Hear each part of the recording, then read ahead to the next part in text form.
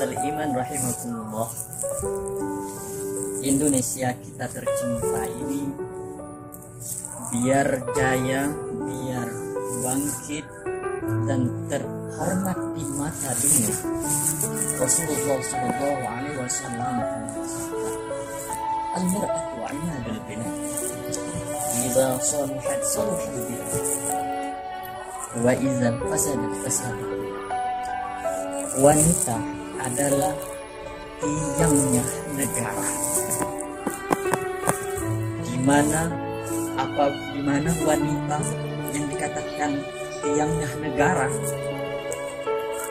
dia dikatakan bisa menghancurkan negara jika dia tidak memiliki akhlakul karimah dalam jiwanya.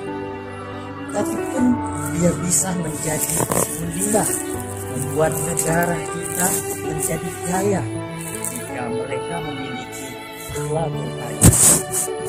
Ikhwatal iman rahimahullah, wanita ibaratkan bunga mawar, sekuntum bunga mawar yang mekar menebarkan wangi di sekitarnya, dan tidak gampang orang mendekatinya karena dia memiliki duri yang sangatlah menyakitkan. Maka wanita yang sosok seperti bunga mawar, dia memberikan manfaat, memberikan lingkungan yang wangi. Artinya wanita yang berakhlak karimah, dia bisa menjaga auratnya sehingga tidak mengundang syahwat para wanita. Maka dampaknya sangatlah luar biasa bagi negara kita. Kalau wanitanya berakhlakul karimah, maka Indonesia akan jaya. Tidak ada yang namanya kriminalitas, karena wanita sudah bisa memelihara tubuhnya, membungkus tubuhnya, menutupi auratnya dengan anjuran-anjuran yang telah ditentukan oleh Rasulullah Sallallahu Alaihi Wasallam. Maka ikhwatal iman, jika kita memiliki saudara-saudari kita, boleh itu ayu kita atau teman kita yang perempuan, perhatikanlah mereka. Jangan sampai mereka meniti jalan yang salah sehingga mereka jadi wanita yang tidak berakhlak. Kalaulah tidak berakhlak, wa idza fasadat fasadat, maka rusak negara.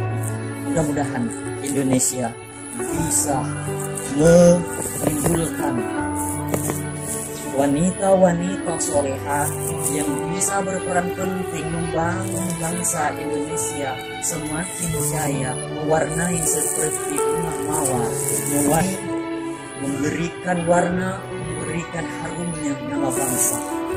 Dan dia bisa melindungi dirinya dengan duri-durinya.